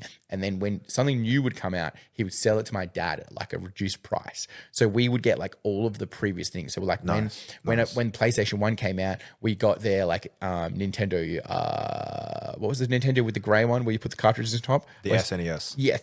So we were on one of those. Oh, there's one sitting right behind you. Isn't Oh, it the 64? It'd be N64. a Oh, yeah. 64. Never mind. Yeah. Okay, I'm going way too far back. And so it was a Nintendo 64, and then when the Xbox and PlayStation 2 came out, we got their PlayStation 1, and it was like this would happen. So when DVDs came out, they gave us the VCRs of the original Star Wars movies. Yeah. And we watched the original Star Wars movies on VCR. And we talked about it last week with like Age of Empires being on a disc. There's visceral times in my life where my life completely changed. It's hinged on as someone who owns a hobby store and has been so involved with this, like Age of Empires created a world where I was super interested in history and gaming. Like it changed how I felt about that. The minute I watched Star Wars, I could remember the synapses blaring in my brain, like this is the coolest thing ever. And as someone with like hyper ADHD and like a lot of imagination, like you start world building like you do when you're talking about your D&D stuff, right? Yeah. You can start seeing all these things that can come about. Yeah. And then the last one was when I went to the gaming club at Clarkson for the first time ever, and I saw the guys playing. I forgot the word now, but it was like the upscale Warhammer 40k guys, Inquisitor. They were playing Inquisitor. And I remember seeing these things, and I was like, oh my God. And it's like, if there's a few guys that would come to that club, like Kurgs from Junior Love stuff, we go there as well. And I just remember seeing these things, and like the world just blows out into this, like this opportunity, right? And those original Star Wars really did that for me. And then when I was at the age from when the Phantom Menace was coming out. This is why it's such a surprise that you didn't answer with one of the original, like 1, 2, or 3, right? I watched Phantom Menace on VCR so many times that the film inside snapped. Right. It played because I don't know how many people even old enough to know what a fucking VCR is. Like, VHS. What was I saying? VCR. VCR is what plays it. Oh, right? VCR is what plays it. Sorry. Yeah. So the VHS. Sorry, the VHS. The film side of it snapped up because it got rewound so many times. Oh my goodness! I loved it so much. Did you spray that thing on that head thing? Like Kang doesn't know what it's in. I had VHS as a child, but I don't know about the spray. I love Darth Maul and I love Jar Jar Binks. You gotta spray it, because sometimes when you play the tape, right? Yeah. It goes like blur. Yeah. So you have to spray that round thing. Is that what it is? Yeah, clean it up. Oh. There's a hit. I didn't know. Yeah, you have to spray it. Video hate cleaner. I know I've told you this story before, Kang. So when my generation was dual VCR player or DVD player. Oh, geez. My nan had that, and I couldn't. I was constantly trying to fix it. I had no idea how that fucking thing worked. I went from VHS to DVD, and then Blu-ray was a very short period, and then it just went like download. Blu-rays were like real popular, and then the internet. Yeah, internet became came popular. Do you know that Sony owns Blu-ray? Yeah. And it was a race between HD TV or HD. That's why Microsoft is not Blu-ray. The Xbox. It's HD DVD. But you can play Blu-rays on. No, you Xbox. can't. Yeah, you can. It's HD DVD. No, you can play Blu-rays. Is it? Yeah, because I do it on mine. Yeah.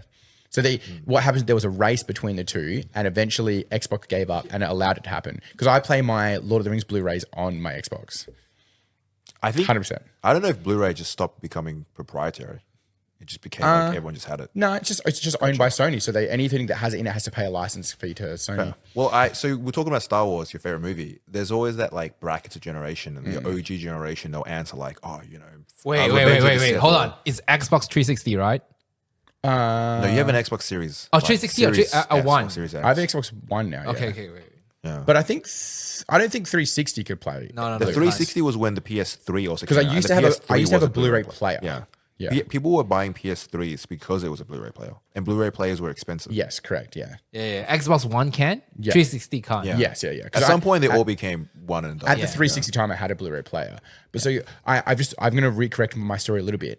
They didn't give us the VCRs for VHSs for Star Wars, the original ones. They let us borrow and watch it right. because I know I've told you this story before, Right. Kang.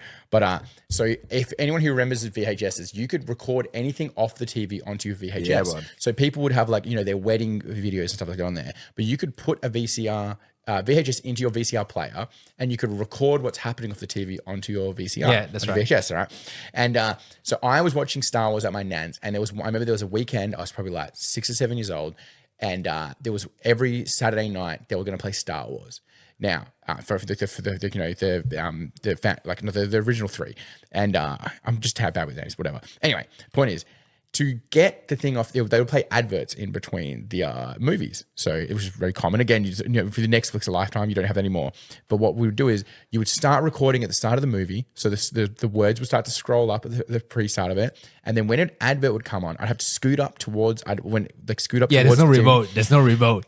There's no Right. remote. So There's no remote. So I'm sitting directly in front of this square box TV, watching the movie with a screen to fucking CRT screen, half baby. a meter away from me. Yep. So that as soon as the advert starts, I can press stop recording on the VHS machine or the VCR machine, right?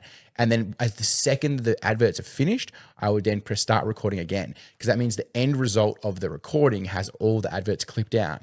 But I'm a 7 or 8 year old boy, and I don't know if you guys remember, but there was a Cadbury advert back in the day where it was like, Wouldn't it be nice if the world was Cadbury? exactly. Do you remember them, William? Yeah, Do you yeah. know? So I'm like a 7 The 8 year old classic boy, Australian and I was like, ad. oh, these are great adverts. What a fantastic addition. No. So I would allow those to stay in. I recorded those into the VHS along with it. So, I did that. Again, I'm a stupid little kid. But then the only copies of Star Wars that I had until I was basically 18 years old was those VHSs. So Star I Wars- had to watch those fucking Cadbury adverts for like 7, 8 years later. my And it was God. like, I don't know if anybody remembers. If you're in Australia, you definitely remember them. But it was like, there was one where there was like the little chocolate. It was like Wallace and Gromit style. Yeah. Yeah. It's all design like where- claymation or like stop motion. claymation, Yeah. right? And it was like that. They were like made of chocolate. There's one driving his car, and there's one like on a he thing. bites the dog. And those fucking Chocolate. adverts are burnt into my retinas because I watched them hundreds of times, man. I like that you Hundreds of put times. on episode 1, The Phantom Menace, featuring Cadbury. Wait. Well, no, this was like the Empire Strikes Back and like the original three, Right. And then obviously, then I was old enough to then go watch the Phantom Menace in the film, and I was, I do feel really lucky that I could watch then like the Phantom Menace and the Attack of the Clones all on in the movies at the time. It's good like memories with my dad and like going and seeing that cool stuff is like just real core memories for So me. do you have a favorite Star Wars movie? Yeah, Have you I thought know, about I it? know. I can decide now. Yeah. Phantom Menace. Is Phantom Yeah. Menace? It's your favorite one? Yeah. What the reason why is very, very simple. It's the first time we get to see lightsaber fights. True. What? Right. That's Oh, the- for yourself, yes, for yourself, yeah. Not chronologically in the movies, just you as a person. yeah, I mean, like if you watch the first three, the lightsaber fights were so minimal, right? Yes, yeah. So this you have is the, like Darth True, the Vader choreography. and- in- yeah, Yeah, and the you have prequels. like Ray Yeah. Ray Park, right, as Darth Maul. Yeah. That's Very the best, iconic. the best fight ever.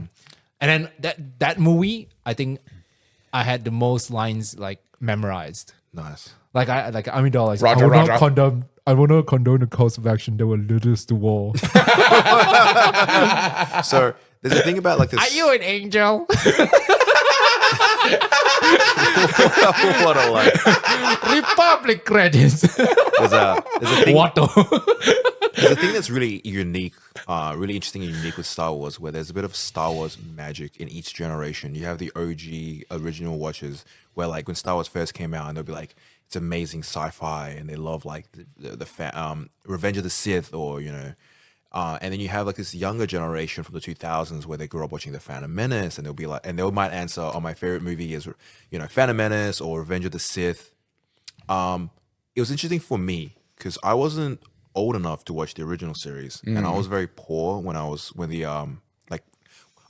around for when like episode 3, 4, 4, 5, and 6. Yes. I wasn't born yet, wasn't around yet. And then episode 1 and 2 and 3, I was too poor to watch in theaters. So I was never around for that Star Wars magic, but I was around Star Wars a lot. They didn't have that Star Wars magic. So for me, my favorite Star Wars movie was Star Wars Rogue One.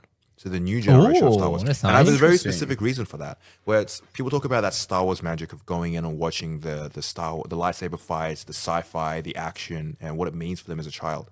I was a bit older when I finally watched Star Wars Rogue One. I was like probably in my like I was a young adult. I remember going to the theater watching Star Wars Rogue One, having a pretty decent context of Star Wars, and watching the movie, and still I caught it. I was like, wow, this is cool. Watching the lightsaber Yeah. fights, the big giant ships, and then ending the finale of Rogue Rogue, One was One. amazing. Yeah, the finale of Rogue One when Darth Vader came out and he slaughtered everyone in that hallway. I got it. My brain ticked over and I was like, I understand why Star Wars means so much for so many people. It was such a cool moment to be in that theater. And I really understand now to really experience and get that magic of what Star Wars means. You have to be in the moment. Yeah. And for me, my moment was that like newer generation of like Rogue One. And I really should watch the Han Solo story because Oh, it it's seems so great. good. Yeah. It's good. It's good. There's something and that's what's a shame. I think the movies, like big blockbuster movies, are slowly dying, and seeing them in theaters is slowly going away. And you think there's a tight grip at the moment to try and bring it back. But I just think with like the cost of rent and these massive buildings, it's just too much, right? Wait, But watching movies, right? Talking about watching movies, I need to tell this before I forget. So I watched a movie.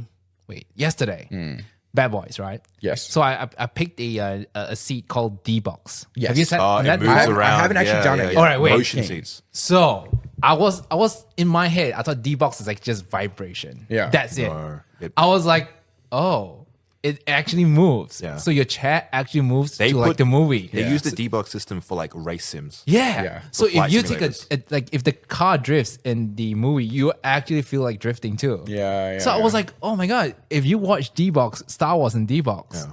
that'd be so cool. you're just constantly going at hyperspeed. If you think a movie is gonna have really cool action sequences, Yeah. and there's opportunity to go watch D-Box, do it. I watched the new Batman movie in Yeah. D-Box, and it was really cool. Oh man, I didn't realize that. I'm a big And it's an experience you can't get at home. I've Yeah, always been a definitely. big proponent of like supporting that industry, because there's nothing will ever, even if you don't go the full hog, but like the ones with the really good sound systems, hearing the music, and there's certain things that you need certain types of speakers to feel like the amperage and the tweeters and the just the Bass, the treble, volume, you feel it inside yourself. You know? The Absolutely, atmosphere. having that sound punch through you to get that emotion, like so you get like where your hair stand up and stuff like that, and that feeling in your stomach, like as these really important, intense things.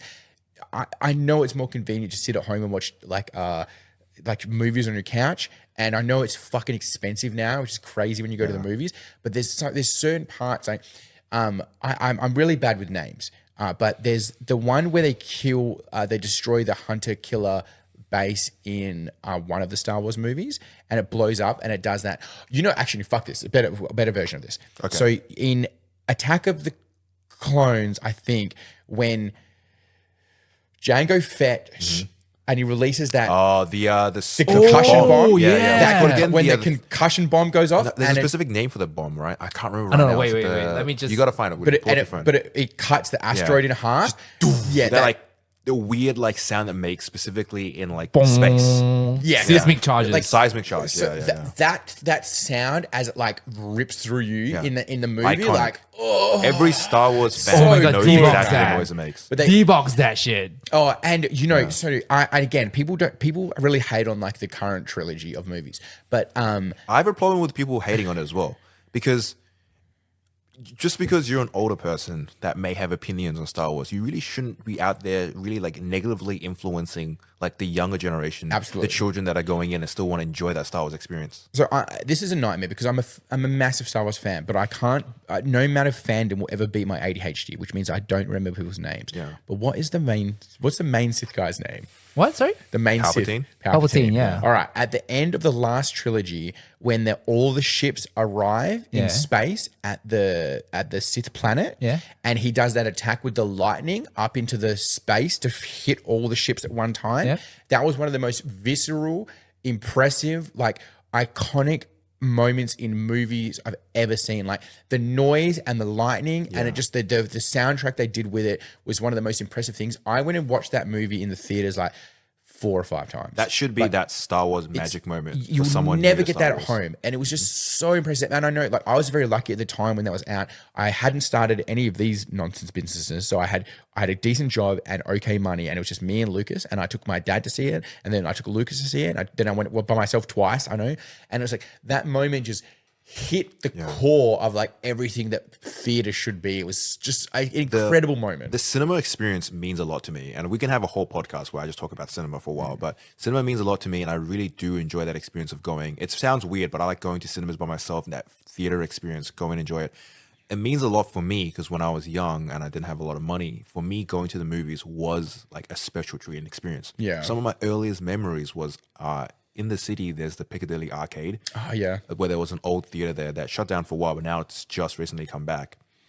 Going to that Piccadilly Arcade theater because it was a budget theater, and going in, I remember watching Spider-Man 2 for the first time on theaters. Real poor kid going in and watching Spider-Man 2. Nice. And those core foundational memories of the movies I watched as a child mean so much to me now, and it's part of why I enjoy that cinema experience. Yeah. And it's so sad for me to see that like the cinema experience is really fading away. And you hear stories and headlines about how movies don't make as much as they used to. A recent example would be I really like the new Mad Max Fury Road. Oh, that's good. Mad Max Fury Road is such an awesome Is movie. Fury Road, that was the previous one? Or was Furiosa, That was the right? previous one, not the new one, not the Oh, one. no, I'm yeah, going right. to touch upon Furiosa. Mad Max Fury Road was such an awesome movie. I didn't get a chance to watch it in theaters, right? What an amazing movie. And Furiosa has come out, and Furiosa came out during my exam season.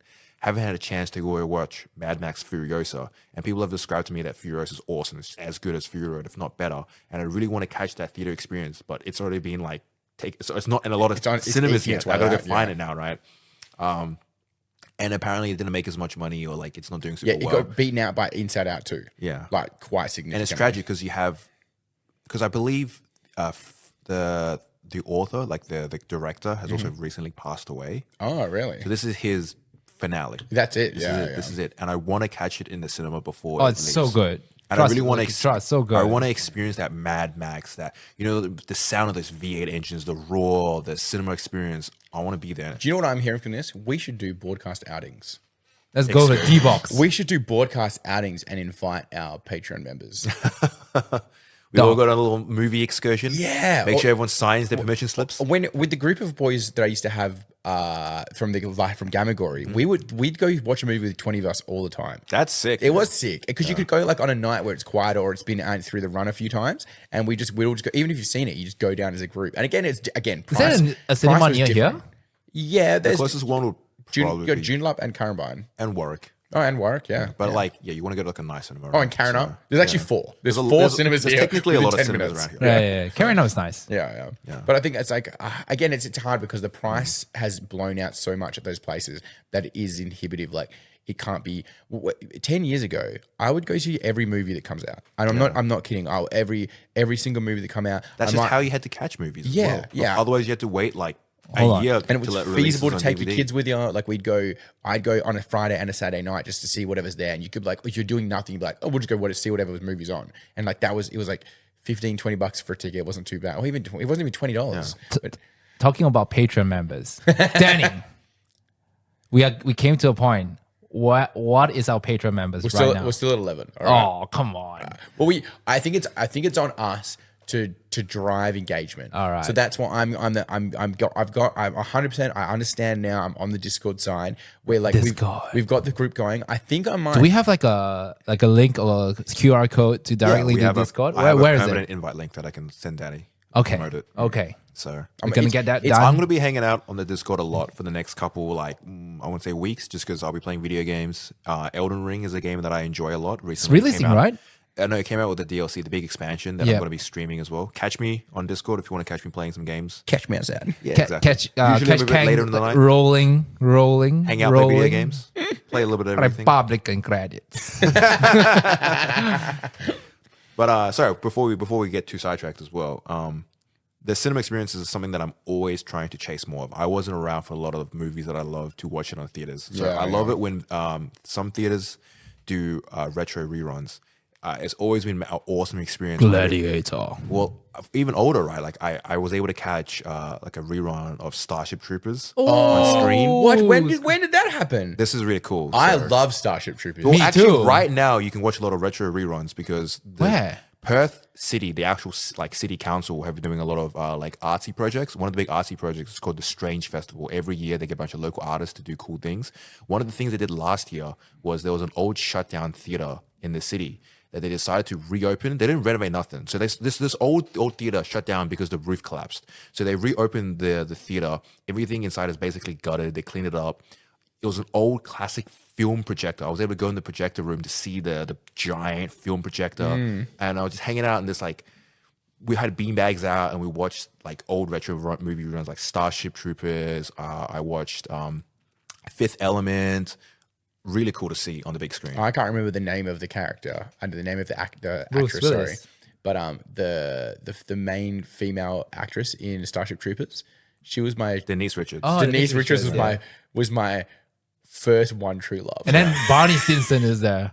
Oh yeah. Legend. Neil Patrick Harris was there. Starship Yeah. Troopers has a bunch of characters, but yeah, like I remember like falling deeply in love as a teenager with Denise Richards. Good luck, you're a teenager, right? Yeah, and she's in Hollywood. But like, iconic movie to see on the big screen. What a credible movie. One of my most awesome movie experiences ever was I watched Blade Runner. Right, I love Blade Runner. Really a movie close to my heart as well. I've watched it a million times. Finally being able to catch it on the big screen, right? I was just like by myself, drove to a cinema in the city, watched Blade Runner, drove home, and I was like, wow, awesome. Yeah, well, that's like Lord of the Rings is in Lord of the theaters Rings. again in America, and they're doing the full run. I was hoping they'd do it here because I've got Lord of the Rings on Blu-ray, and for nearly 10 years I watched all three of the extended editions of the Lord of the Rings once a month. I fucking love This is the most nerd like bullshit thing ever, right? I'm sure you guys might relate, but it's gonna sound real weird when I say it. I don't think anything we say is normal. Yeah, It's true. fine. You're on the Northern Boards podcast. You're here for hobby content anyway. My first experience with the Blade Runner movie, which it was really interesting. There was a period of time because I growing up and didn't watch a lot of movies. I really want to catch up on movies I never got to watch.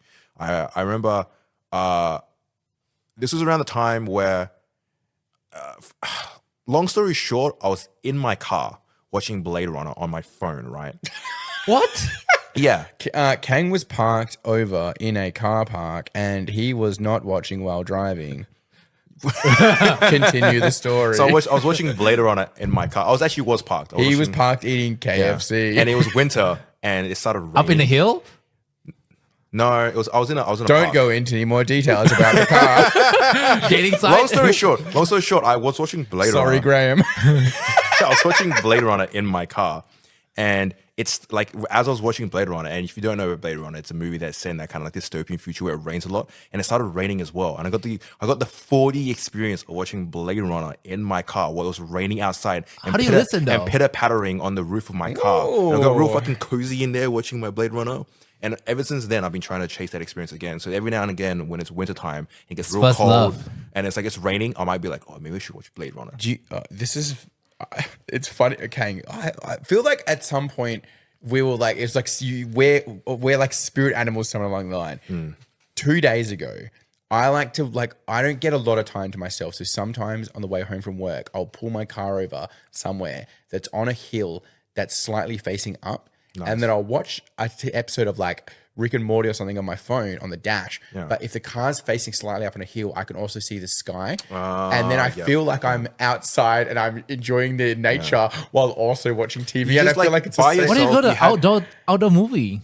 No, it's you want I to don't have the time to do that. Yeah, I you have just- time for a 22-minute episode on my you car. wind the windows up and it's just you by yourself, alone time, quick moment, just some entertainment just for yourself. Yeah. Don't worry about anything else. I totally get where you're coming from. Like for me, it was just like the windows are open and the air is nice, and like I'm just getting a little bit of like I'm getting I need some time to be outside and I need time to watch some TV, so I'm smushing them together. It was awesome. It was like going to watch Blade Runner on the big screen. It was fucking awesome. I came out of that theater. It was also a cold night. That brisk cold night. I could feel like the steam coming out of my mouth. I was like, oh yeah, Now, don't you wish you had a girlfriend to Immersion. take you? Oh, No, you know what's funny? Even if I had a girlfriend, she's not coming with me to Blade Runner nights. That's me. Wait, what? Because I've had a kid since Yeah. I was my son was born when I was just turned 18, right? So my entire adult life, I've had children and a responsibility. Anybody who has children understands that your personal time becomes almost non-existent, right? And one of the core values I would go watch because I'm on the truck during the day. Sometimes I would just skip out and go watch a movie during the day. I don't get time for it now, but I'd go by myself, and it was so nice. Like you see that meme of like when you go to eat dinner without your partner and it costs $13 instead of $400. It was like that. Like I'd go to the movies and I'd watch something, and I would spend $6 on a Coke, and then like $6 on a bag of Maltesers, and one ticket of $20 to the movies, and the whole thing cost me a third, if not a quarter, of what I would normally spend when I go to the movies, and I could just experience my own, and nobody asks me any fucking questions, and it's just like you can just watch a thing, and it was that alone time is so important sometimes, especially when you don't get a lot of alone time at all.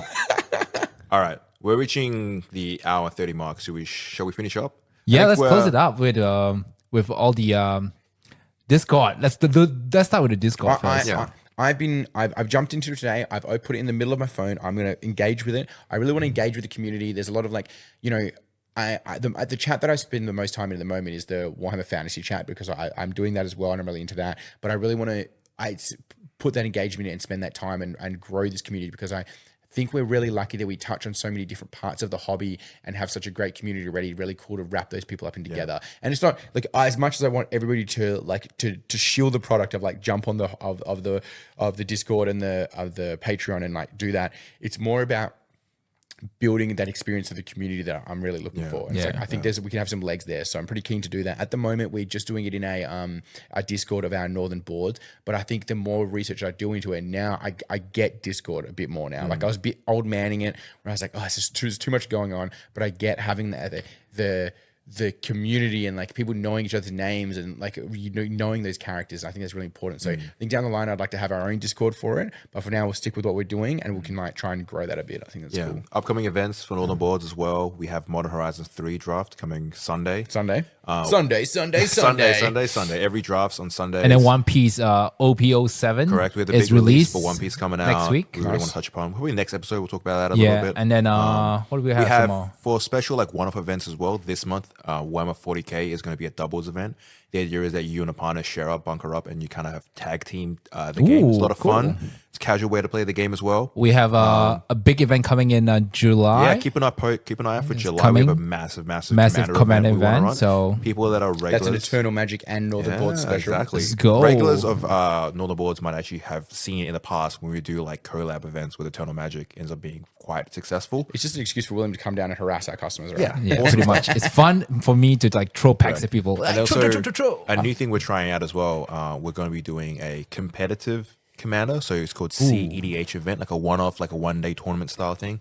I've had some people come and being like, "Hey, we want to give that crazy, like Turn no one holds win. barred, go nuts Commander a try." play Like, the big all right, chicken. here's your event, do it. Let's try it. So a lot of cool, fun projects coming out. More Warhammer, more Magic, hopefully more Star Wars, More going Lorcana in, too. more Disney.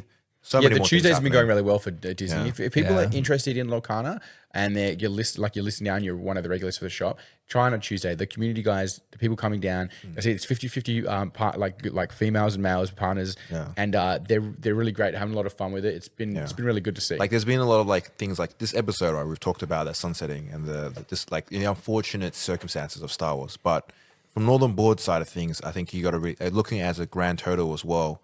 We've been doing really well. Like there's been a lot of new things to try, a lot of new games we've been doing as well, and hopefully the Star Wars guys really kind of embrace. Oh trying yeah, and everything. remembering Skaven Tide pre-orders next week. Is it? Age of Sigma, the new edition of Age of Sigma, very exciting. Also coming out. So big things. There's a lot going Big on. things. Yeah. Awesome. Anyway, any last final words, guys, before we want to end it? No, not much, but I hope you sign up for the Patreon. Absolutely. Public credits. And thank you for all listeners. It's $4.50 a month, so even if you don't want to sign up for the Patreon, maybe convince some of your elderly family members that they need to sign up for the Patreon because it'll protect their computer. If you don't sign up for the Patreon, invite 4 friends. Yeah. Take their name, share, like, subscribe. Yeah. we don't normally talk about numbers for listeners, but we've definitely seen growth, the board card side of things. Are we get on about, hundreds or not? We get about, yeah, we have. Oh, we crazy. get about average 70 or so people that listen on Spotify, and we get an average of so 20 to 30 listens on YouTube. Crazy. So across each episode, it's about 100 people, theoretically 100 people. And then we have, I think, grand total on our Spotify side of things, we've crossed that 800 threshold of like overall listen. Nice. Jeez. It's been really cool to see. So thank you for all the listeners. I'm Thank always you. impressed Thank you when so much. anybody listens to the fucking horseshit that comes out of my Yeah. mouth. So I'm impressed. Thank you. Three dudes start a podcast. Thank you Never for been seen support. before. Thank you for the support. Thank you very much, guys. Always a pleasure to have you guys here. Ciao, meows. See you guys around. See you.